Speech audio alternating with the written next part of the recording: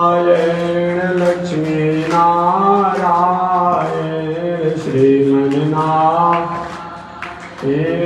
लक्ष्मी नारायण श्रीमन्नारायण नारायण नारायण श्रीमन्नारायण नारायण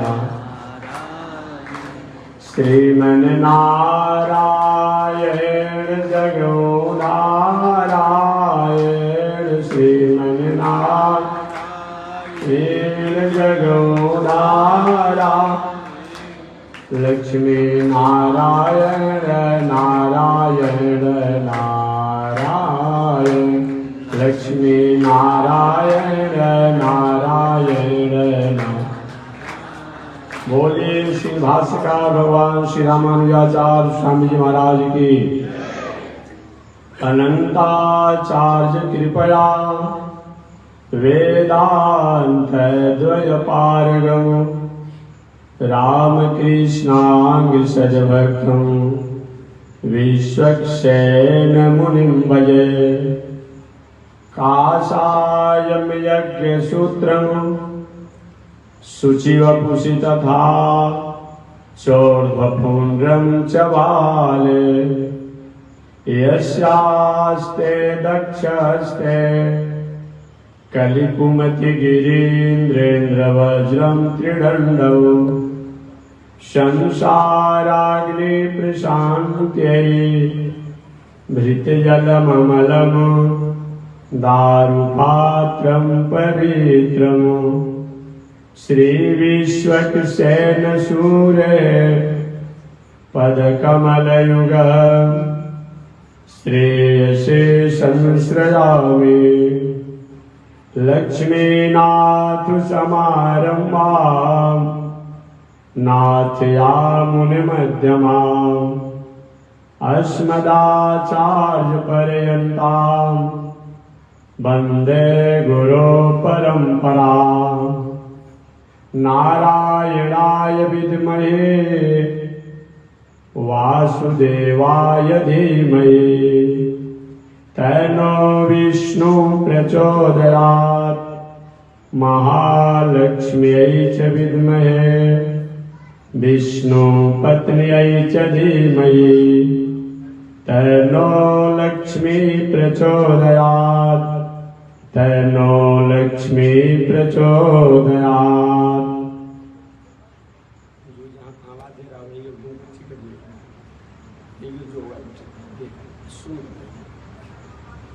परमाराध्य श्री लक्ष्मी नारायण भगवान नित्य वंदनीय पूज्य गुरुदेव श्री त्रिदंडी स्वामी जी महाराज के जुगल चरणों में कोटिशः नमन।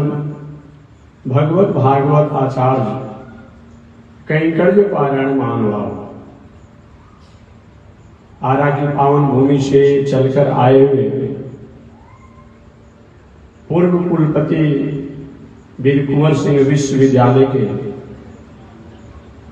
आचार्य श्री धर्मेंद्र जी द्वारा आप कथा श्रवण कर रहे थे।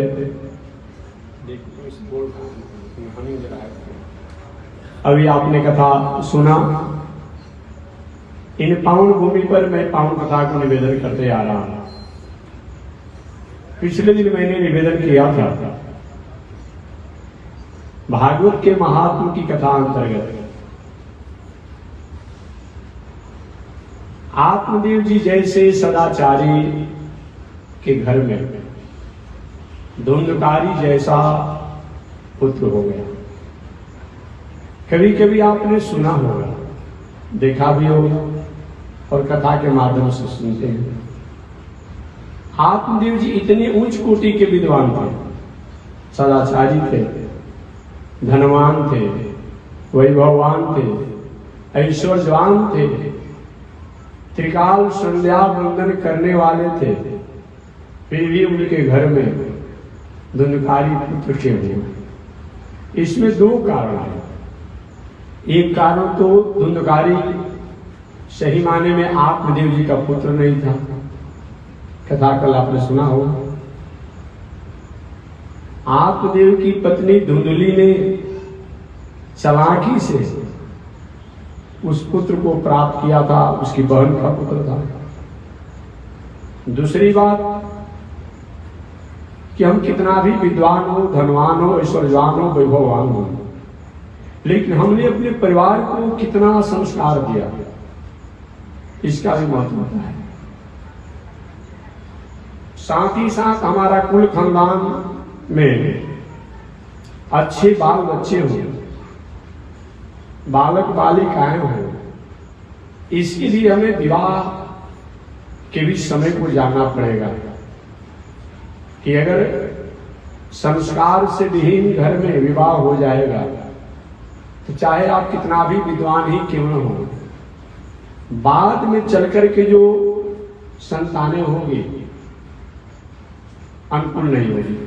उदाहरण के रूप में विश्रवामुनि इतने उच्च कोटि के संत ऋषि, उत्तम कुल पुलस्त के नाती रावण को जो बारे में बात करते हैं, तो विश्रवामुनि उच्च कोटि के ऋषि थे, पुलस्त ऋषि के वंश परंपरा में थे। विश्रवामुनि का विवाह प्रथम हुआ था जिससे हमारे कुबेर जी हुए, परंतु दूसरा विवाह विश्रवामुनि का राक्षसों की बहन, राक्षसों की बेटी, राक्षसों की संतति कैकसी से हुआ। और कैकसी से विवाह तो हो गया, बाद में चल करके वही कैकसी और विश्रवामुनि के द्वारा रावण, कुंभकर्ण, शूर्पणखा, विभीषण जी विभीषण हो गए। आप पूछेंगे महाराज विभीषण जी संत क्यों हो गए? विश्रवामुनि का थोड़ा बड़ा प्रभाव आ गया, रावण पर, कुंभकर्ण पर, शूर्पणखा पर उसके नाना नानी और मामा का संस्कार आ गया। इसीलिए विवाह शादी जो होना चाहिए अच्छे कुल खानदान में होना चाहिए। ऐसा अगर हम नहीं करते हैं तो हमारा निश्चित रूप में कुल खानदान भ्रमित हो सकता है। आत्मदेव जी विद्वान तो थे, वैभवान भी थे, लेकिन उनकी पत्नी अनुकूल नहीं थी। शास्त्र का नियम है, आज भी शास्त्रीय परंपरा है कि अगर स्त्री पुरुष वैदिक परंपरा अनुसार विवाह करके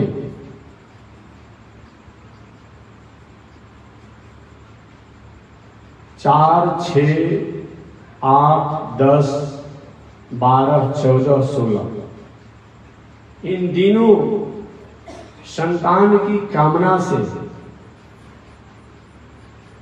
स्त्री पुरुष मर्यादा को स्वीकार करते हैं तो बालक होते हैं, लड़का होते हैं। अशुद्धि अवस्थाएं जो होती है देवियों को, उनसे चौथा दिन, 6वां दिन, 8वां दिन, 10वां दिन, 12वां दिन, 14वां दिन, 16वां सम दिन अगर संतान मर्यादा को स्वीकार किया जाए तो पुत्र होता है। विषम परिस्थिति के दिन 5, 7, 9, 11, 13, 15 को संबंध होगा तो कन्या होगी। उसमें 11वां दिन और 13वां दिन के संबंध से जो कन्या होगी वो बाद में चल करके वर्ण संकर संतान को जन्म देने वाली कन्या होगी, जब बड़ी होगी तो शास्त्र में तो सभी बातों को लिखा गया है। हम न माने उसका क्या होगा? स्त्री पुरुष संतान की इच्छा रखते हुए किसी दुष्ट व्यक्ति को, नालायक व्यक्ति को, आचरण से भ्रष्ट नारी को स्मरण करता है तो उसकी छाया से बाद संस्कार वाला भविष्य में संतान होता है। आपने जरासंध का नाम सुना होगा।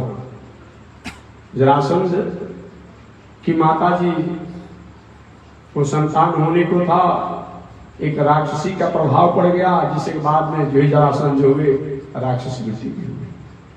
तो पहले के जमाना में इस बातों को हमारी माताएं बहुत मर्यादा से पालन करती थी। तो मर्यादा के रूप में हम संतानों को प्राप्त करते थे। आज भी इसका पालन होना चाहिए।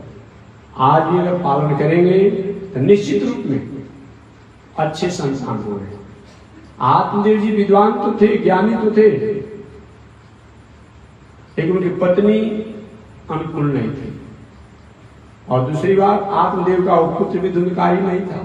वो तो चालाकी से धुंधली ने अपनी बहन के बेटा को अपना मान लिया था। समय बीतते चला गया। आपने सुना होगा धुंधकारी इतना बड़ा उपद्रवकारी हुआ कि मत पूछिए। धुंधकारी महाखल गोकर्ण पंडितों ज्ञान, जो संधि फल दिए थे उसे जो संतान गोकर्ण जी हुए गाय द्वारा, वो पंडित ज्ञानी हुए। और धुंधकारी महाखल और धुंधकारी महाखल।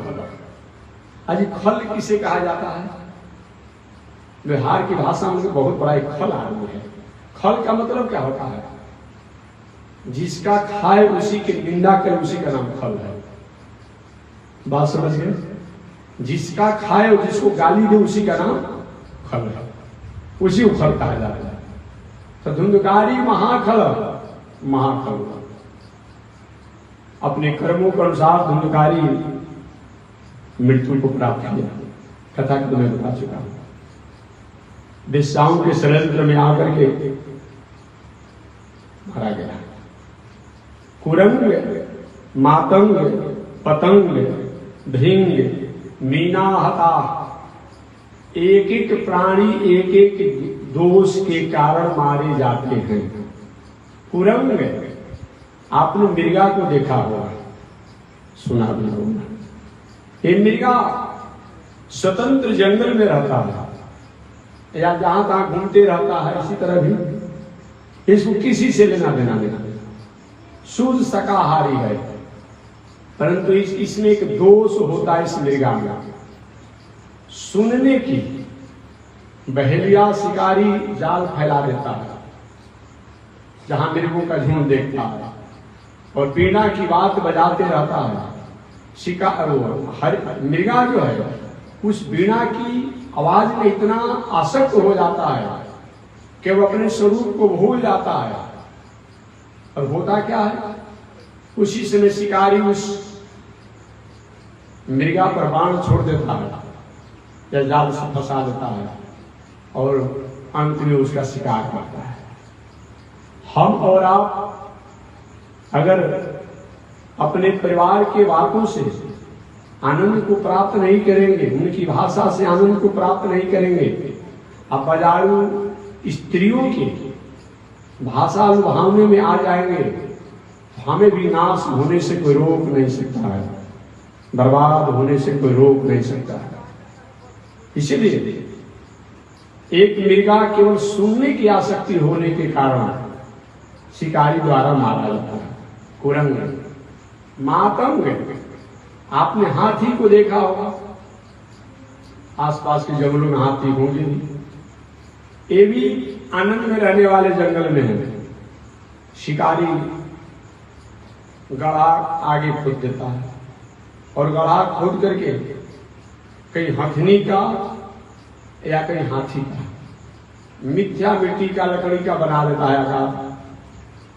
वास्तविक हाथी या हथनी जाते हैं स्पर्श करने के लिए और गड्ढे में गिर जाते हैं। बाद में शिकारी उनको निकाल करके पकड़ करके और अपने बस में रखता है। हमेशा उस पर पैरों का प्रहार करता है, लोहे के अंकुश मारते रहता है। इतना बड़ा हाथी और जिस पर एक साधारण आदमी द्वारा प्रहार किया जाता है, हम और आप भी आचरण से अगर गिर जाते हैं, कितना भी बड़ा होने के बाद एक समान व्यक्ति के अपमान का शिकार बनते हैं। कुरंग, मातंग, पतंग, एक फटिंगा देखते हैं बरसात के समय आ ही गया है। सूर्य की सुंदरता से इनको आनंद नहीं आता है। एक कभी कभी जहां लाइट बॉल वेपर होता है उसको जाता है देखने के लिए, बुझाने के लिए, और उसी में जल करके मर जाता है। गृहस्थ आश्रम में चाहिए कि आप अपनी पत्नी अपने परिवार की मर्यादा में रहें। उन बाजारू जो संस्कृति संस्कार को केवल समाप्त करने और लूटने के लिए ही अपना वेशभूषा बनाई है, उन वेश्याओं के चक्कर पड़ेंगे, आप भी निश्चित रूप में पतंगे के समान जल करके समाप्त हो जाएंगे। कुरंग, मातंग, पतंग, भृंग, भौरा को भी आप लोगों ने देखा होगा। भौरा भी आनंद में जीवन जीने वाला कमल के पुष्पों के या अन्य पुष्पों के रस को लेता है, लेकिन इतने उसके रस लेने के स्वाद में आसक्त हो जाता है कि सायंकाल का समय भूल जाता है और सायंकाल को उस कमल के फुलियों, कमल के परागों के रसों के लेने में रहता है। उसी समय कमल का पुष्प संकुचित हो जाता है। चाहे तो छेद करके या उससे पहले निकल सकता है, लेकिन रस में इतनी आसक्ति को हो जाता है कि निकलता नहीं है और उसी में मृत्यु को प्राप्त करता है। आप इतना भोग न भोगे कि भोग ही आपका रोग का कारण बन जाए। ये हमें और आपको भौरा से उपदेश प्राप्त होता है। कुरंग, मातंग, पतंग, भृंग, मीना हता, मछली को भी आपने देखा होगा। मछली स्वच्छंद और स्वतंत्र जल में रहती है। कभी कभी शिकारी मांस के टुकड़ा बंसी में डाल करके या दाना फेंक करके और जाल लगाता है। दाना खाने के लिए आती है, मांस का टुकड़ा खाने के लिए आती है और उसी में जाल में फंस जाती है। हम और आप परमात्मा द्वारा अनेक प्रकार के भोजन बनाए गए हैं, लेकिन उस भोजन को हम नहीं कर पाते हैं। कुछ लोग तो कहते हैं कि मांस बिना घास जैसा भोजन। मांस को बिना हल्दी मसाला का और बिना तले अगर कोई व्यक्ति खाएगा, कितना भी मांसाहारी हो तो स्वाद आएगा। कभी देख लीजिएगा कोई मांसाहारी होगा तो किसी चीज का मांस हो खाता हुआ, बिना उसमें नमक का, हल्दी का, मसाला का, घी तेल का, बिना उसको डाले बनाए मांस में स्वाद होगा? नहीं होगा।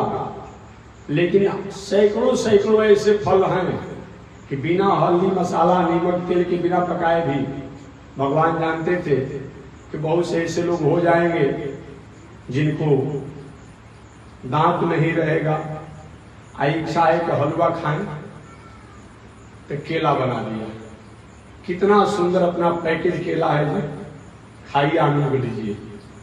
केला खाकर जीवन से सेब, आम, अमरूद, अंगूर, लीची, सैकड़ों ऐसे, किशमिश, काजू, बादाम, बहुत कुछ ऐसे फल फूल हैं जो कि बिना नमक के, बिना तेल के, बिना मसाला के हम खा सकते हैं। लेकिन कोई भी मांसाहारी व्यक्ति मनुष्य एक है कि बिना हम हल्दी मसाला तेल घी या बिना पकाए, बिना उबाले हम खा लेंगे, ऐसा नहीं चलेगा। कुछ नहीं कहेगा तो उसको उबाल करके नमक तो डालना ही पड़ेगा, कुछ न कुछ डालना ही पड़ेगा। लेकिन फल बहुत ऐसे हैं।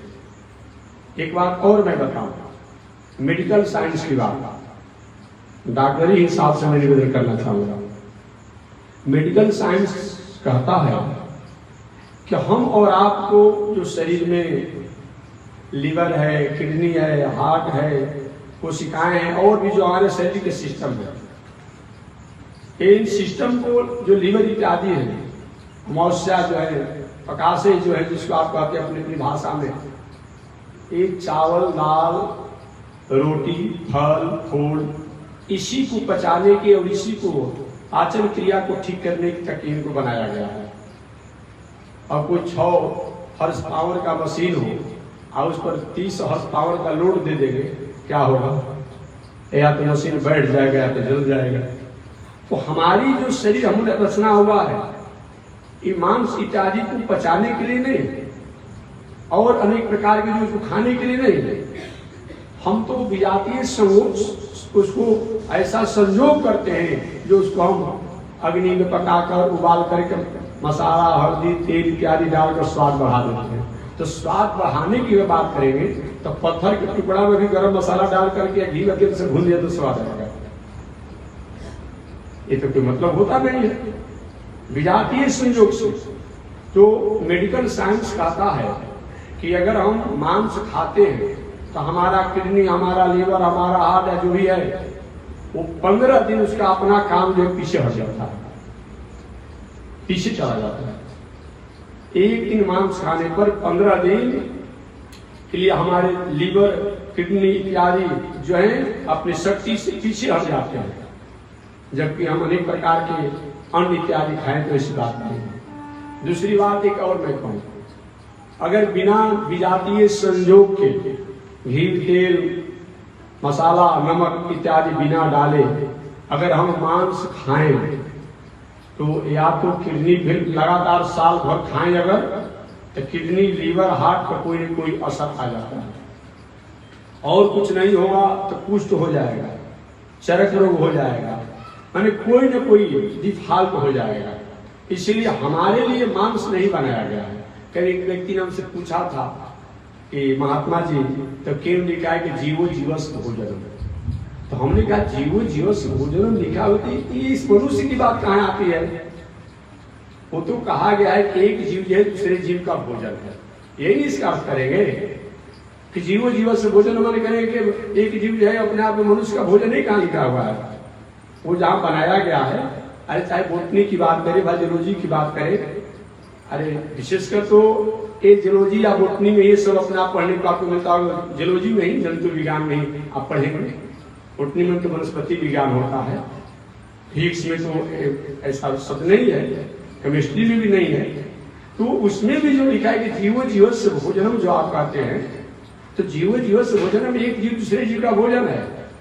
तो एक जीव दूसरे जीव का भोजन है, वो तो देखते हैं कि वो जीव अब बेंग है, क्या करता है, जीव को खा जाता है, तो कहाँ हल्दी मसाला लगाने जाता है, और कहाँ उबालने जाता है, और कहाँ आग लगाने जाता है, नहीं जाता है। बाघ है, सिंह है, हुनार है, और भी जो ऐसे हिंसक जीव है, कहाँ कुछ करते हैं, इसी तरह से कर जाते हैं। तो उन जीवों के लिए, लेकिन हम मनुष्यों के लिए जो चावल में, दाल में, रोटी में, सब्जी में, दूध में, फल में जो जीव हैं उसी को खाने को बताया गया है, इन जीवों को खाने को नहीं बताया गया है। चावल, दाल, रोटी, सब्जी, फल, फूल, इसमें भी जीव होते हैं। जो पढ़ने वाले हैं जानते होंगे, इसमें भी अलग अलग बैक्टीरिया होते हैं, जीव होते हैं। कभी को देखेंगे दूरबीन से तो कैसा कैसा बैक्टीरिया होता है। रोटी को देखेंगे, 5 दिन का रोटी कहीं सड़ जाए, देखिए कितना उस बैक्टीरिया होता है। वो जो जीव है वही जीव तक हमारे लिए बताया गया है, बाकी इन जीवों के लिए नहीं बताया गया। जहां जो आप बात करते कि जीवो जीवस्य भोजनम ये बताया गया। तो मैं निवेदन करना चाह रहा था कि जो मांसाहारी की बात करते हैं, तो जो प्राणी जीभ निकाल करके पानी पीता है वही मांसों को खाने का हक उनको बताया गया प्रकृति द्वारा। देखिए बाघ, सिंह, कुत्ता, बिल्ली, उड़ार इत्यादि को भी अब देखिए, कभी देखने का मौका मिलता है, कितना भी प्यास रहेगा तो जीभ से पानी पीता है, जीभ से पानी पीता है। तो जो जीभ निकाल करके पानी पीता है वही मांसाहारी का अधिकारी है प्रकृति द्वारा। हम और आप जो है भले मांस खाते हैं, जो करते हैं, लेकिन हमारे लिए वही जीव है जो चावल में, दाल में, सब्जी में, फल में, फूल में, दूध में जो है वही तक अधिकार है, उससे अधिक अधिकार नहीं है। अगर हम करते हैं तो प्रकृति से हम बरियारी करते हैं या तो संस्कृति से बरियारी करते हैं, दो ही हो सकता है। या तो प्रकृति से हम बरियारी कर रहे हैं या फिर हम संस्कृति से कर रहे हैं, जबकि ऐसा होना नहीं चाहिए। तो मैं निवेदन करना चाह रहा था कि जब संस्कार अगर ठीक नहीं रहेगा तो घर में, कुल में, खानदान में बाल बच्चे अच्छे नहीं होंगे। आत्मदेव जी अच्छे तो थे, लेकिन दुनिकारी एक तो उसका पैदाइशी में दोष था और संस्कार में भी दोष था। परिणाम क्या हुआ? बहुत बड़ा खल हुआ। दुंदकारी महाखल, गोकर्ण पंडितों ज्ञानी। पंडित किसे कहा जाता है? पंडित की व्याख्या क्या है? सद असद विवेचनी, जो सद और असद सत्य क्या है, असत्य क्या है, नीति क्या है, अनीति क्या है, न्याय क्या है, अन्याय क्या है, धर्म क्या है, अधर्म क्या है। इस पर विचार करके और सत्य पथ पर चले, वही पंडित है। या पंडित का मतलब शास्त्र, संत, संस्कृति का जो वाक्य है, उन वाक्यों को अपने जीवन की आचरण में उतारना, असत दिनचर्या जो उसको हमेशा हमेशा के लिए त्याग करना, इसी का नाम पंडित है। तो गोकर्ण जी महाराज पंडितों ज्ञानी, धुंधकारी महाकवि, समय से धुंधकारी वेश्याओं द्वारा मारा गया, वेश्याओं का शिकार बन गया और वेश्याओं ने सब उसको गाड़ दिया था आंगन में। उधर गोकर्ण जी महाराज घूमते फिरते हुए जब अपने घर पर आए तो रात्रि में अपने घर पर विश्राम किए, और घर पर जब विश्राम किए तो आंगन में ही आसन लगा लिए और सोए हुए थे। अचानक उन्होंने घटना देखा, घर का किवाड़ बंद है, चारों तरफ से दीवार ठीक ठाक है, अचानक बहुत बड़ा हाथी आया और चिढ़ाने लगा। हैरान हो गए गोकर्ण जी महाराज, अरे घर का किवाड़ चारों तरफ से बंद है, हाथी आया तो कहां से आया।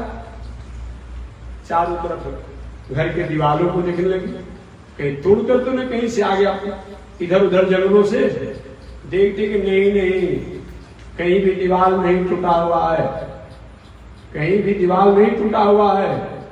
अभी हाथी को देख ही रहे थे, अचानक उसी समय वो हाथी बाघ बन गया। अरे भाई, सिंह बन गया, घोड़ा बन गया, तोता बन गया। हमेशा वो अपने आकार को परिवर्तित कर देता है। बड़े हैरान हुए, पंडित थे, विद्वान थे, ज्ञानी थे, लेकिन स्वप्न तो नहीं दिख रहा, मैं तो जगा हुआ हूं, स्वप्न में भी कभी कभी होता है, मैं तो जगा हुआ हूं, ये क्या हो रहा है। अंत में अपने हाथ में जल लेकर के और मंत्र पढ़ करके छींटा मारे। ये भी विद्या है, ये विद्या है। गीता, श्रीमद् भगवत गीता के 11वें अध्याय के 36वें श्लोक, वो आज भी अगर उसको पढ़ा जाए तो घर में आधी व्याधि शांत होती है। मंत्र को पढ़कर के जो भी छीटा मारे, अब वो तो रोने लगा, भैया मेरा उद्धार करिए, मेरा उपकार कीजिए, मैं प्रेत बना हुआ हूं, मैंने बहुत बड़ा पाप किया है, आज अपने पापों का फल मैं भोग रहा हूं। कह रहे भाई तुम्हारा परिचय क्या है, तुम कौन हो। तो उसने कहा अहम भ्रातोस्मि, अहम भ्रातोस्मि, मैं आपका भ्राता हूं, भाई हूं, धुंधकारी मेरा नाम है। अच्छा, अरे भैया धुंधकारी तुम हो। धुंधकारी से बड़ा था गोकर्ण जी से, गोकर्ण जी से बड़ा था। अरे भैया धुंधकारी तुम यहाँ इस वेश में कैसे हो। स्वकीय दोष है ना, अपने ही पाप के कारण, अपने ही दोष के कारण आज मैं प्रेत बना हुआ हूं। अच्छा, गोकर्ण जी ने कहा कि भैया जब मैंने जाना कि आपकी मृत्यु हो गई है षड्यंत्र के द्वारा, विष्णाओं द्वारा, तो मैं आपके निमित्त जहां जहां तीर्थों में गया, तर्पण श्राद्ध इत्यादि किया और गया में पिंडदान भी किया, अब फिर भी आपका उद्धार नहीं हुआ। उस प्रेत ने कहा भैया गया में एक बार पिंडदान की बात मत करें, अगर 100 बार भी हमारे लिए पिंडदान करेंगे तब भी मेरा उद्धार होने वाला नहीं है। तब आपके मन में एक प्रश्न होगा कि क्या गया में पिंडदान का कोई महत्व नहीं है, गरिमा नहीं है? है गरिमा है, लेकिन किस दायरा का, किस दफा का अपराधी है उसके अनुसार न होता है, इसके अनुसार होता है। जैसे जिस अपराध की दायरा में वो है, जिस अपराध की दायरा में धुंधकारी पहुंच चुका था, उस अपराध की दायरा वाले लोगों के लिए एक पिंडदान श्राद्ध का मतलब नहीं है। लेकिन लोग तो कर देता है, मेरा विषय नहीं है, लेकिन मैं आप लोग को याद दिलाता हूं, जहां पिंडदान श्राद्ध इत्यादि बताया गया है या नारायण बलि इत्यादि में कराते हैं, वहां पढ़ते हैं, पढ़ना चाहिए। लिखा हुआ है कि किस किस व्यक्ति का श्राद्ध का कोई बहुत बड़ा मतलब नहीं, नारायण बलि का कोई बहुत मतलब नहीं है, पिंडदान का कोई बहुत बड़ा मतलब नहीं होता करने तो सबको कर दिया जाता है। जो आग लगा करके मरता है, फांसी लगा करके मरता है, ऐसे बहुत प्रकार के बताया गया है। जो कुकर्म में कोई बहुत संलिप्त उसमें मरता है, वो व्यक्ति को बहुत पिंडदान श्राद्ध तर्पण नारायण बलि से कोई मतलब नहीं। सबके लिए आप बस नारायण बलि कर दीजिए, श्राद्ध कर, क्योंकि वो व्यक्ति महापाप में आते, उनका कोई एक मात्र का है भोगना भोगना भोगना, यही बताया गया। उस प्रेत ने कहा, भैया मेरा नाम धुनकारी है, मैं इतना पाप किया हूं, इतना पाप किया हूं कि गया में एक बार नहीं, अगर आप 100 बार मेरे निमित्त करेंगे तभी मेरा उद्धार नहीं होगा। शायद पाप की गिनती हो सकती है, लेकिन मैंने इतना पाप किया है, इतना पाप किया है जिसकी गिनती नहीं है। मेरा उद्धार क्या कोई दूसरा उपाय करे? गोकर्ण जी ने कहा, अच्छा ठीक है, अभी तुम अपने स्थान पर जाओ। वही प्रेत अपने स्थान पर चला गया। कभी कभी लोग पूछते हैं कि महात्मा जी ये सब भूत प्रेत ये जो है ये सब सही चीज है कि ढूंढ कुशला है? कभी लोग प्रश्न पूछते हैं ऐसा कि भूत प्रेत झाड़ फूक जो होता है ये सब सही है कि ढूंढ कुशला है? मैं निवेदन करना चाहूंगा, ढोंग तभी होता है जो कहीं न कहीं कुछ वास्तविक हो। हमेशा मैं कहता हूं कि जाली काम तभी होता है, 2 नंबर का काम तभी होता है तो कहीं न कहीं 1 नंबर का कोई चीज होता है। 100 रुपया का नोट सही होता है और तभी 100 रुपया के जाली नोट छपेगा। 500 रुपया का ओरिजिनल नोट होता है और तभी 500 रुपया का जाली नोट छपेगा। कभी आपने सुना क्या कि 700 रुपया के जाली नोट नहीं पकड़ाया है, 300 रुपया के जाली नोट नहीं पकड़ाया है, फिर 900 रुपया के जाली नोट पकड़ाया है? आपने सुना? नहीं सुना। जाली नोट छापने वाला भी जानता है कि अगर हम छाप भी देंगे तो बाजार मार्केट में चलेगा नहीं, क्योंकि सरकार द्वारा इस नोटों को मान्यता भी नहीं दिया गया है। जब दे दिया जाए तो दे दिया जाएगा। तो जो भी ढोंग ढकोसला जो होता है, झाड़ फूक तंत्र मंत्र जादू टोना में, तो कहीं न कहीं वास्तविक भी बात है। आज तंत्र मंत्र की विद्या जो है ये केवल हमारे सनातन धर्म में नहीं, वैदिक धर्म में नहीं, सब लोग मानता है। हम लोग से अधिक मानता है, हम लोग से अधिक मानता है। आप इस्लाम दर्शन में चले जाइए, उनके जाइए, उनके जहां उनका पूजा होता हो, देखिए वहां भी होता है झाड़, वहां भी उनकी तंत्र मंत्र विद्या है। आप बौद्ध दर्शन में जाइए, हम तो सब जगह घूम लिए हैं, देखे हैं, बहुत लोग भी तंत्र मंत्र जादू करते हैं।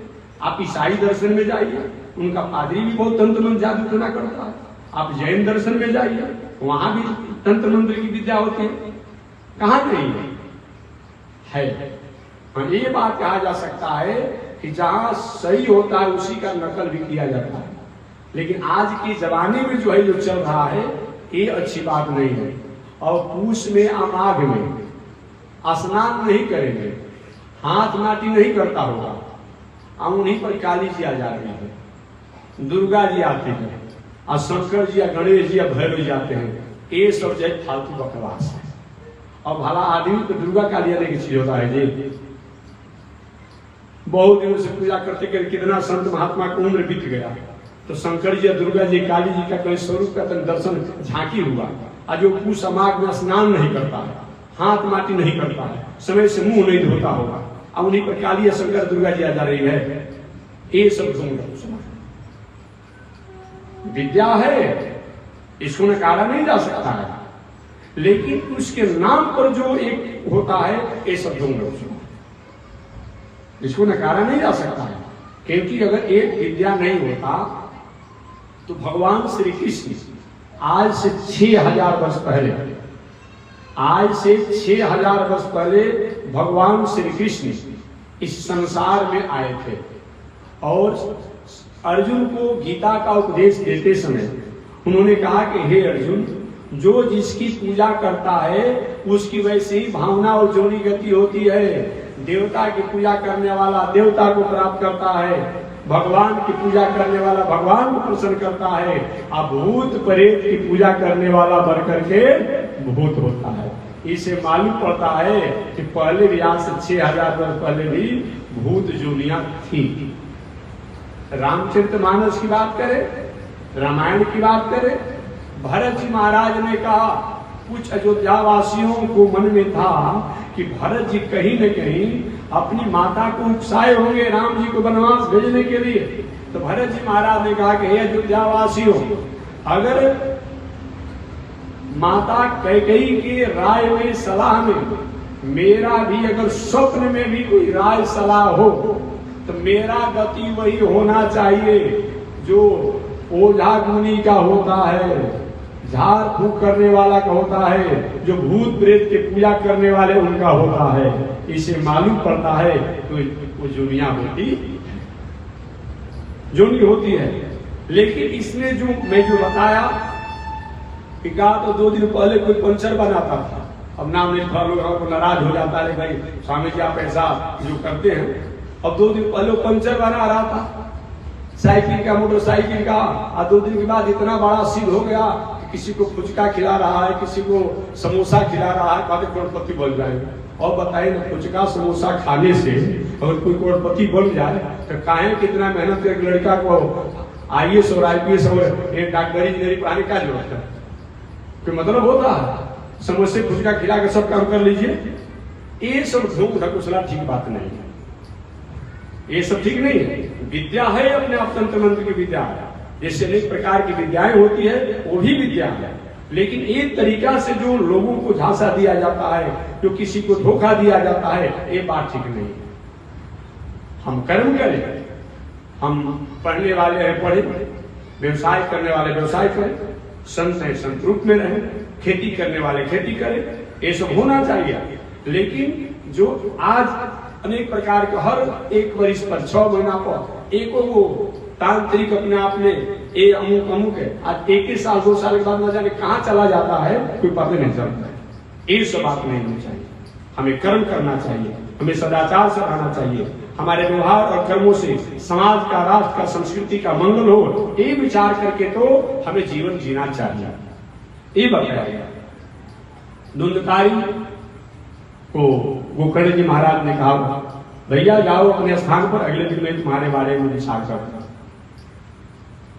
तो मैं निवेदन करना चाह रहा था कि क्या पिंडदान श्राद्ध इत्यादि करने से गति नहीं होती है? होती है, लेकिन हमारा जिस तरह का दायरा पाप का है, उस पाप के दायरा के अनुसार ही हमारा कल्याण और गति की बात होती है। गोकर्ण जी महाराज के रात में नींद नहीं लगी, रात में सोचते रहे कैसे भाई का उद्धार होगा, कैसे उद्धार किया जाएगा। प्रातः काल हुआ, स्नान संध्या बंदन किए और सूर्योपस्थान करने लगे। संध्या बंदन करते समय, सूर्योपस्थान करते समय सूर्य को ध्यान किया जाता है। तो सूर्य का ध्यान जब कर रहे थे गोकर्ण जी महाराज, तो सूर्य से उन्होंने प्रश्न किया कि मेरे भाई धुंधकारी का उद्धार कैसे होगा। तो आवाज आई गोकर्ण जी को, इनके लिए आप भागवत कथा करिए, ज्ञान जग का आयोजन कीजिए, इसके द्वारा ही इनका उद्धार होगा। बस बस। और गोकर्ण जी विचार के मैं अपने भाई के लिए भागवत कथा कहूंगा। पूरे गांव वालों से कहा, सुनो भैया, मैं भागवत का आयोजन कर रहा हूं, आप सब लोग भागवत सुनिए। और यह भागवत मेरा भाई प्रेतात्मा धुंधकारी के उद्धार के लिए हो रहा है।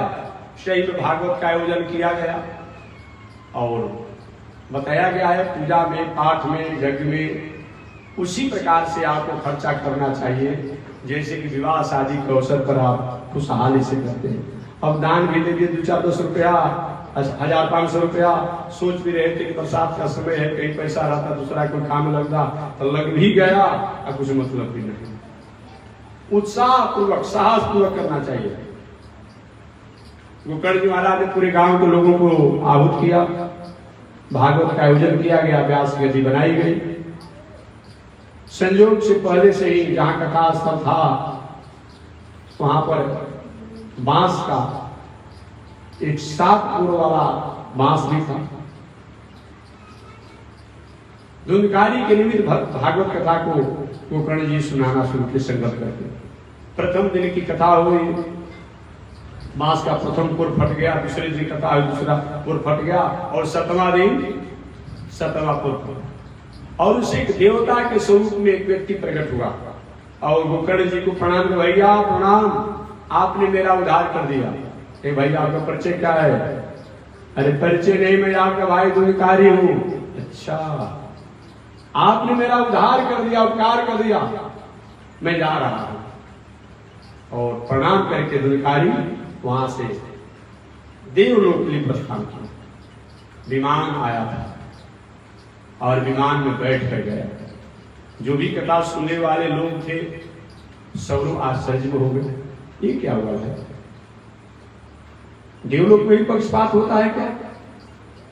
कथा सुना हम सब लोगों ने, अभिमान आया एक, ये पक्षपात नहीं है?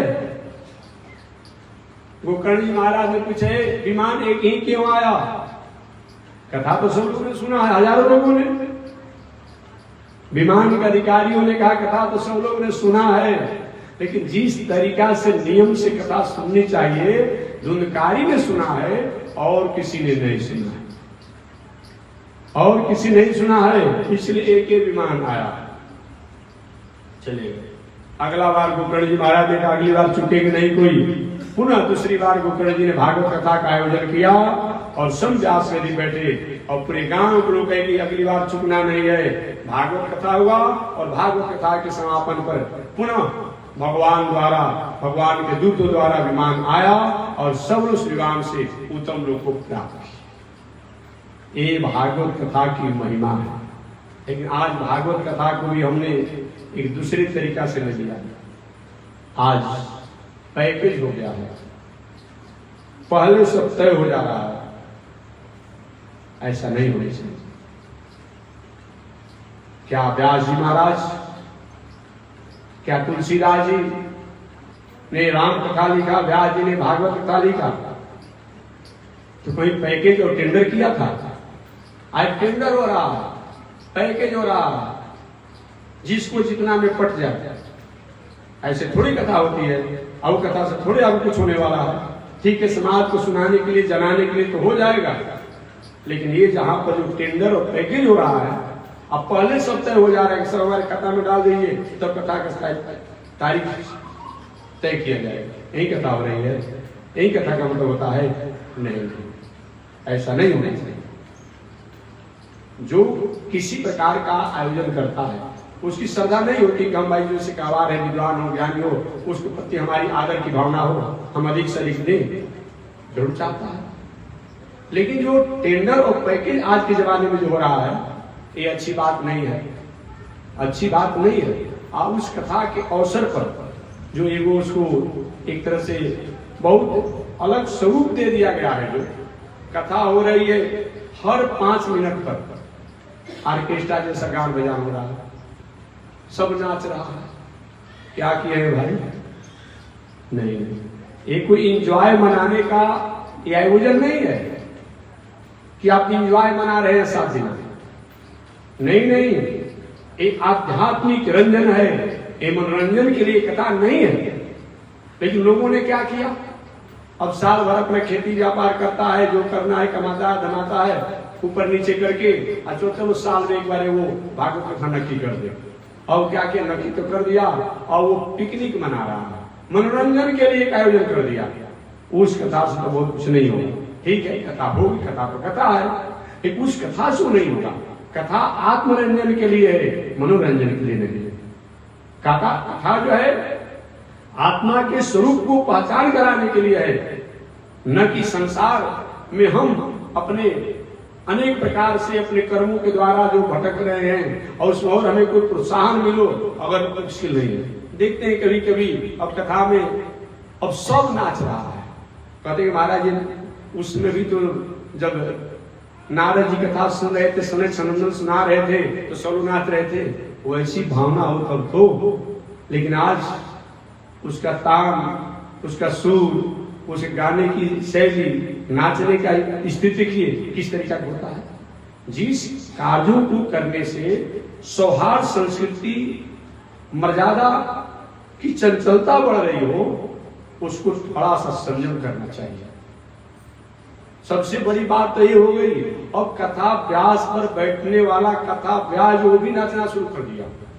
बहुत बड़ी गरिमा का ये उपहास करना है। व्यास गद्दी पर बैठने वाला व्यक्ति बहुत हो, कीर्तन गा ले, भजन गा ले, ताली बजा ले, चुटकी बजा ले, लेकिन नाचने लगे चढ़ा करके, अच्छी बात है। और उस व्यास मंच पर कोई नृत्य होने लगे, एक अच्छी बात नहीं लगती है। अगर भावना ही है तो बैठ करके आप गुणगान गा लीजिए, बैठकर भी तो गाया जा सकता है, बैठकर भी तो कुछ किया जा सकता है, बोला जा सकता है। इसीलिए भागवत का सार इससे समाप्त हो जाता है। हमारे गोकर्ण जी महाराज ये भागवत कथा का आयोजन किया, सब लोगों ने सुना और सब लोगों ने अपना उद्धार और कल्याण किया। इन पावन कथा को सुनकर सब लोग आनंदित हुए। आगे शौनक ऋषि ने सूर्य से महाराज ये भागवत कथा सुनने का नियम क्या है, कैसे सुनना चाहिए, कब सुनना चाहिए, किससे सुनना चाहिए, ये बताएं। तो मैं संक्षिप्त में 2-4 लाइन में भागवत कथा की एक नियम को बता दूं। सबसे पहले कथा अगर आप भागवत कथा सुनना हो तो 1 महीना 15 दिन 2 महीना पहले अपनी तैयारी कर ले। सात्विक खान पान रहन सहन सब हो, एक प्रस्तुतता के रूप में हो जाए। अगर अकेले करने में सक्षम नहीं हो, क्योंकि भाई टेंट वाले को, लाइट वाले को, पंडाल वाले को, माइक वाले को, बिछावन वाले को, हलवाई को, सबको कुछ न कुछ तो देना ही पड़ेगा, ऐसे तो कोई आएगा नहीं। इसीलिए संभव हो तो एक आदमी करा दो, और नहीं तो कम से कम 8 लोग सहयोग करके और लोग सहयोग करके इस तरीका से भागवत या तो सामूहिक आयोजन करें। और उसमें संकल्पित जजमान बन करके भागवत कथा सुने। सप्ताह अपने घर पे जब सुनना चाहिए, संकल्पित जजमान। प्रातः काल पूजन हो, मध्याह्न काल में संस्कृत का पाठ हो, और सायं काल हिंदी में कथा हो। भले हिंदी की कथा संक्षिप्त हो जाए, लेकिन संस्कृत का जो मूल श्लोक जो है, जो अनुष्ठान के रूप में सुनने वाले हैं, उनको एक भी श्लोक विद्वानों से आग्रह करके नहीं छोड़ने को करना चाहिए। महाराज जी एक भी श्लोक भागवत का मत छोड़िए। हिंदी कुछ कम भी हो कोई बात नहीं, सारांश में हो जाए, लेकिन भागवत का जो मूल संस्कृत श्लोक जो है ये पूरा के पूरा 18,000 होना चाहिए।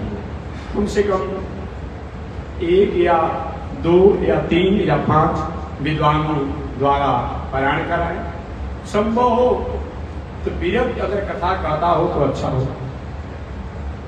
ब्रह्मचारी विरक्त वैष्णव, ब्रह्मचारी भी हो, विरक्त भी हो, वैष्णव भी हो, अच्छा। लेकिन ऐसा होना संभव नहीं। अब विरक्त क्या है, किसी घरे घरे कथा सुनाते रहेगा, संभव नहीं है, संभव नहीं है। लेकिन हो सके तब विरक्त हो, ब्रह्मचारी हो, वैष्णव हो। अगर नहीं हो पाता है तो गृहस्थ हो, गृहस्थ आश्रम हो, विद्वान हो, वैष्णव हो, लेकिन सदाचारी और संतोषी हो, सदाचारी और संतोषी हो। ये नहीं कथा सुनाए, महाराज जी कथा सुना के गए, अब चिलम खींच रहे, क्या मतलब होता है? नहीं, ऐसा नहीं होना चाहिए। इस प्रकार से अगर विरक्त हो तो अच्छा हो, आप विरक्त ब्रह्मचारी वैष्णव न हो तो कम से कम सदाचारी हो और संतोषी हो और गृहस्थ हो। कथा होनी चाहिए। कथा कहाँ होनी चाहिए? संभव हो तो तीर्थ में कराइए, और नहीं हो तो नदी किनारा कहवाइए, और नहीं हो तो अपने घरे में कहवाइए, पंडाल इत्यादि बना कर। कब कथा होनी चाहिए? कामना को लेकर के अगर कथा सुनना है, कामना को लेकर के कि धन का वृद्धि हो, पद का वृद्धि हो, समाज में प्रतिष्ठा हो इत्यादि की अगर कामना लेकर करना हो पूष और चैत में भागवत कथा नहीं सुननी चाहिए।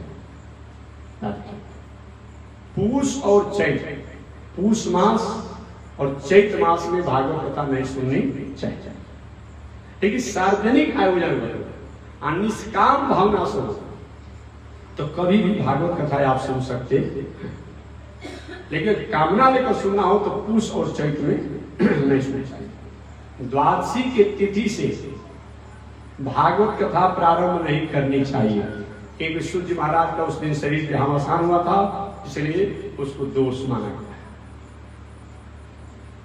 आगे भोजन की बात, संभव हो तो उपवास रह करके कथा सुनिए। कोई कहे महाराज हो गया कथा, गैस रोगी आदमी, बीपी का, शुगर का रोगी आदमी उपवास रहेंगे तो तबियत खराब हो जाएगा, तो जल पीकर सुनिए, एक वो भी संभव नहीं। तो दूध पीकर सुनिए, महाराज जी गैस हो जाएगा। तो फलहार करिए, महाराज जी शरीर में अनुकूलता नहीं रहेगी। तो 6 बार भोजन करिए, इन्हें चाहते हैं।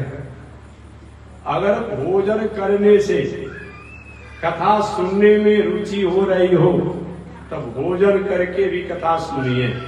माने सात्विक भोजन करके 1 बार, 2 बार, 3 बार कम से कम, अरे सुबह, मध्याह्न और शाम।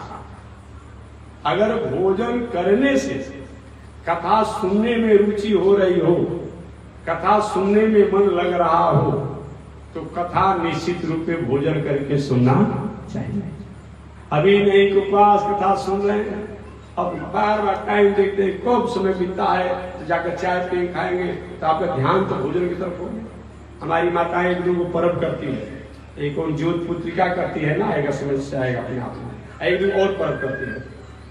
अब देखेंगे ज्योत पुत्रिका पर्व से या कौन पर्व आता है, एक दिन पहले खूब बढ़िया से पकवान बनाए।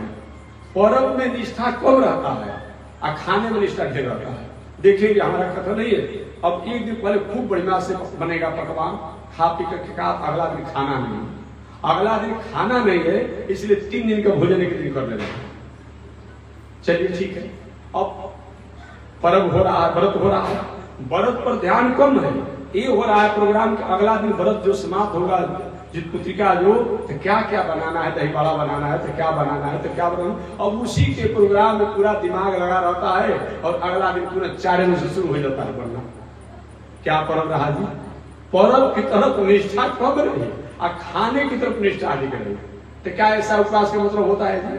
अरे पहले के जमाने में लोग थे वैसा, जिनके पास उतना उपवास करने की क्षमता थी कि अगर भोजन नहीं करने से पूजा पाठ, योग, दान, तीर्थ, व्रत में कोई बाधा पहुंच रहा हो तो ऐसा उपवास का कोई बहुत बड़ा महत्व नहीं है। अगर भोजन करने से अच्छे काम करने में मन लग रहा हो तो कलयुग में भोजन करके भी अच्छा काम करना चाहिए। क्यों? कलयुग में अन्न में प्राण वास करता है। अन्नमय प्राणा, अन्नमय प्राणा। अलग अलग युगों में अलग अलग प्राण वास करते थे।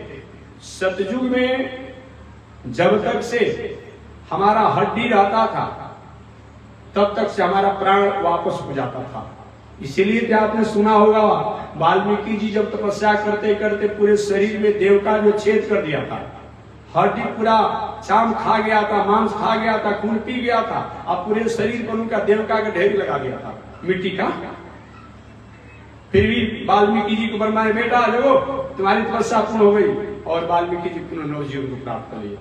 तो सतयुग में जब तक हड्डी रहता था तब तक से प्राण आ जाता था। जैसे कभी आप लोग देखा होगा इस क्षेत्र में हेहर या बेहुदा या ब्याह खाता है, सूखा रहता है और कहीं पानी का संपर्क पाता है उसे कलखी फेंक देता है। देखे वो कहीं होता है अपने आप में। तो सतयुग में जब तक हड्डी होता था तो प्राण वापस हो जाता। त्रेता युग में जब तक से मांस होता तब तक से प्राण वापस हो जाता। द्वापर युग में जब तक चाम और खून रहता तब तक से प्राण वापस हो जाता। लेकिन कलयुग में अन्नमय प्राणा, अन्न में प्राण रहता है। अब आप पूछे महाराज जी आप तो पलहारी हैं, तो आप कहीं जी रहे हैं, तो व्याकरण से, ग्रामर से अन्न शब्दों को परिभाषित किया गया ग्रामर के अनुसार, व्याकरण के अनुसार। पुराण में अन्न की अलग व्याख्या है, ग्रामर में व्याकरण में अन्न की अलग व्याख्या है। अन्न जो है अधभक्षण धातु से बनता है व्याकरण के अनुसार। अन्न जो है अधभक्षण धातु से बनता है। अधभक्षण धातु माने अध माने खाना। जो जिस चीज को खाता है उसके लिए वो उसके अन्न ही कहलाता है। भले आपके लिए फलाहार है, जो जिस चीज को खाता है उसके लिए वो अन्न होता है। जैसे पशु जो है चारा खाते हैं, घास हो, भूसा हो, कौका हो, सब खाते हैं, उनके लिए वो अन्न है। ये सर्प जो है वायु पीकर रहता है, उसके लिए वो अन्न है। ये मिट्टी में रहने वाला जो चारा जो है मिट्टी खाता है, उसके लिए वो अन्न है। कोई पत्ता खाता है, कोई फल खाता है, कोई कुछ करता है, वो उनके लिए अन्न है अधभक्षण धातु से। तो भले फलहारी आपके लिए है, लेकिन ये हमारे लिए व्याकरण से अधभक्षण धातु से ये अन्न हो गया, अन्न हो गया। अधभक्षण धातु के अनुसार एक अन्न हो गया। इसलिए जो जिस चीज को खाता है उसको अन्न कहा जाता है। ब्राह्मण देवता कुंडली बनाए हो कि आप 100 वर्ष जिएंगे, 1 महीना भोजन पानी से बंद कर दीजिए, कुंडली घर पर टंगा रह जाएगा, राम नाम सत्य हो जाएगा। तो जो जिस चीज को खाता, रोगी आदमी है, अब उसको दवा में जो दिया जा रहा है वही उसके लिए है, वही उसके लिए है। अधभक्षण धातु जो जिससे जिसकी शरीर प्रवृत्ति हो रही है उसको अगर बंद कर दिया जाए, मछली जल में रहती है, जल से बाहर कर दीजिए, मर जाएगी, वो सूखा कर रहती है। इसीलिए अधभक्षण धातु के अनुसार बताया गया है। अब फलहारी में हम लोग फलहार भर लेते हैं, लेकिन कुटू के, तेनी के, सावा के, भगड़ के फल, अनेक प्रकार के फल, दूध, माठा, परवल, ये सब जो है भले आपके लिए है, लेकिन फलहार होने पर भी इसको जो लेता है उसके लिए अन्न नहीं होता है। पुराणों के अनुसार अन्न की व्याख्या, पुराण के अनुसार अन्न की व्याख्या बताया गया है कि जिसके फल को पकने के बाद उसके वृक्ष को काट दिया जाए जड़ से, उसको अन्न कहते हैं। बात समझ गए? पुराण के अनुसार अन्न की व्याख्या बताया गया है, जिसके फल के पकने के बाद उसके वृक्ष को जड़ से काट दिया जाए उसको अन्न कहते हैं। जैसे धान, गेहूं, जौ इत्यादि। तब एक व्यक्ति पूछा हमसे कि महात्मा जी, तब तिल को किसमें गिनती किया जाएगा? तिल को भी तो पकने के बाद काट दिया जाता है, लेकिन तिलकुट को फलहार में खाते हैं, तिल फलहार में खाते हैं। मैंने कहा कि वो भी अन्न है, लेकिन फलहार जैसे कि तेनी के चावल जो हम लोग फलहार लेते हैं, कुटू के लेते हैं, सामा के लेते हैं, भगड़ का लेते हैं, एक तरह से वो भी ऋषि अन्न है।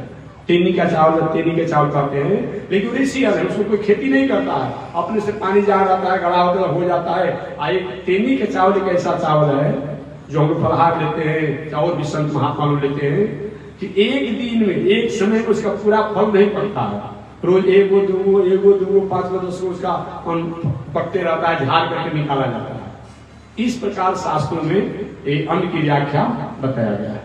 कैसे अगर भोजन करने से पूजा पाठ में हमारा मन लग रहा हो तो भोजन करके ही पूजा पाठ करना चाहिए। देहात में भी कहते हैं खा पी कर करे स्नाना, आता पर खुश रहे भगवान। अरे कलयुग में चल रहा है, संभव हो तो ठीक उपवास रहिए, हमारे तरफ से कोई रोक नहीं है, लेकिन ऐसा उपवास मत रहिए अब बीपी का, शुगर का, हार्ट का, लीवर का, अनेक प्रकार के आपको रोग है, टेंशन का, डिप्रेशन का, नहीं दवा खाएंगे और बढ़ जाएगा, क्या अधूरा हो जाएगा। इसीलिए समय से भोजन इत्यादि को लेकर सात्विक शुद्ध भोजन स्वीकार करना चाहिए। मसूर का दाल, गाजर, सलगम इत्यादि जो शास्त्र निषिद्ध है, प्याज लहसुन को त्याग देना चाहिए, शुद्ध और सात्विक भोजन करना चाहिए। इस प्रकार से ये भागवत कथा को सुनने का नियम को मैंने संक्षिप्त में बताया। इन नियमों का पालन करते हुए जो कथा सुनता है वह इस संसार में कल्याण को प्राप्त करके और शरीर त्यागने के बाद भगवान की कृपा को प्राप्त करता है। जो भगवान की भक्ति में चाहता है वो तो हमेशा कथा सुन सकता है, लेकिन कामना लेकर सुनना हो तो ही मैंने बताया कि पूष और चैत में नहीं सुने तो अच्छा। लेकिन अगर कोई पिताजी को, बाबा को कहीं मरने का समय आ गया है, आप देख रहे हैं कि अभी अमुक है, उत्तरायण है, दक्षिणायन है, अतः पीछे मर जाएगा, उस स्थिति में तो आपको सुन ही लेना चाहिए। इसीलिए तो आपातकाल के लिए एक मंत्र बताया गया है। इसे इमरजेंसी एक वार्ड होता है ना, एक इमरजेंसी वार्ड होता है, तो उसमें हमेशा जो विशेष कोई रोगी होता है उसको पहुंचा दिया जाता है। तो एक आपद धर्म के लिए, आपातकाल के लिए एक मंत्र भी बताया गया है। तदेव लग्नम सुदिनम तदेव तारा बलम चंद्र बलम तदेव। वही लग्न है, वही तिथि है, वही मुहूर्त है जिस समय अच्छा काम करने की इच्छा हो। कोई व्यक्ति मरने की तैयारी पर हो, बहुत जो सोच रहा था कि भागवत सप्ताह करवाना है, अमुक करना है, अयोध्या जाना है, काशी जाना है, बक्सर जाना है, कहीं मरने की तैयारी में है, अब जल्दी अयोध्या जाकर के राम जी का दर्शन करा दीजिए, कृष्ण भगवान का वृंदावन में दर्शन करा दीजिए, ब्रज में मथुरा में करा दीजिए, बक्सर में भगवान बावन विश्वामित्र के आश्रम का गंगा जी का स्नान करा दीजिए। अब उनके लिए बहुत मुहूर्त मत किए कि मुहूर्त आएगा तो करेंगे नहीं, यही अपने आप में तदेव लग्नम सुदिनम तदेव तारा बलम चंद्र बलम तदेव। विषम परिस्थिति से अगर हम गुजर रहे हो, विषम परिस्थितियां हो राष्ट्र में, देश में, समाज में, व्यक्ति में, तो वहां पर जो है वो नहीं मुहूर्त होने पर भी अगर वो काम को कर दिया जाता है तो उसे नुकसान नहीं होता है। बाद में मुहूर्त आने पर पुनः उसको जैसा प्रोक्षण इत्यादि जो करके जो करना है सो कर दीजिए। लेकिन अच्छा काम को अगर बिना मुहूर्त में भी कर दिया जाएगा तो नुकसान नहीं होगा। शास्त्र से थोड़ी सी तो उस पर लोकापवाद होगा, लेकिन नुकसान नहीं होगा। इसका मतलब क्या? अब इसका सभी कामों को नहीं ले लिया जाएगा। याद रखिएगा कि कोई मंदिर का प्रतिष्ठा, कोई अब जैसे कि शंकर जी को मंदिर का प्रतिष्ठा करना है आपको, अब मुहूर्त नहीं समझ में आ रहा है, शिवरात्रि का दिन है तो कोई स्पेशल मुहूर्त होता नहीं शिवरात्रि के, तो दिन कर दीजिए। भगवती की मंदिर का प्रतिष्ठा करना हो, कोई मुहूर्त नहीं हो रहा है, नवरात्र का समय है, उस दिन कर दीजिए।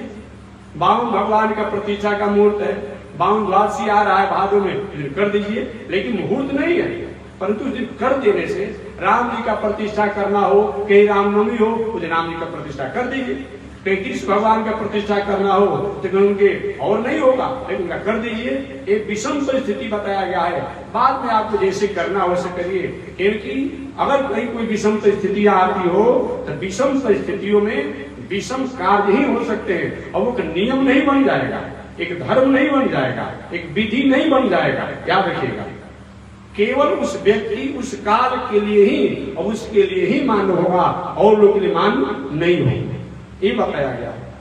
ऐसा विचार करते हुए ये भागवत कथा को तो जैसा शास्त्र में बताया गया, भागवत में बताया गया है, उसके अनुसार होना चाहिए। लेकिन अगर विषम परिस्थिति हो तो अनुकूलता को देखते हुए भी अपने आप में किया जा सकता है। हमारे सूत जी महाराज ने नैमिषारण्य में ऋषियों को सुनाया और कहा, ऋषियों इस प्रकार भागवत कथा केवल ये मनुष्य नहीं, देवता, ऋषि, दैत्य, दानव, पिशाच, कोई भी व्यक्ति इसको सुनता है तो सुनने के बाद निश्चित रूप में उसके जीवन और जीवन के आचरण में परिवर्तन होता है और उसके जीवन में सदाचार की स्थिति आती है। ये भावना करते हुए हमें भागवत सुननी चाहिए। तो यहीं पर भागवत कथा की महात्म्य कथा समापन हो रही है। कल से हम लोग श्रीमद् भागवत महापुराण के प्रथम स्कंद की कथा को प्रारंभ करेंगे। अभी तक हम तो महात्म्य की कथा कर रहे थे, शेष चर्चा अगले दिन। एक बार भगवान का नाम है। श्रीमन नारायण लक्ष्मी नारायण, श्रीमन लक्ष्मी, श्रीमन नारायण नारायण नारायण, श्रीमन नारायण नारायण। बोलिए श्री लक्ष्मी नारायण भगवान की।